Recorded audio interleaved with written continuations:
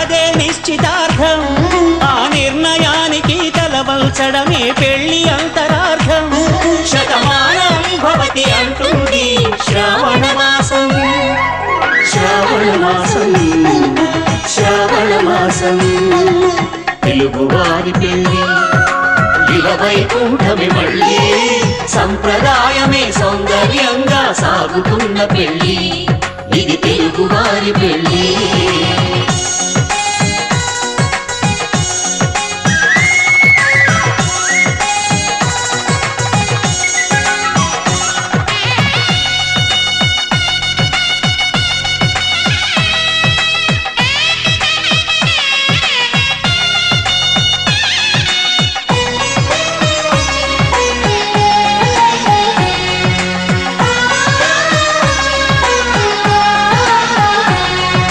మంగళకరమే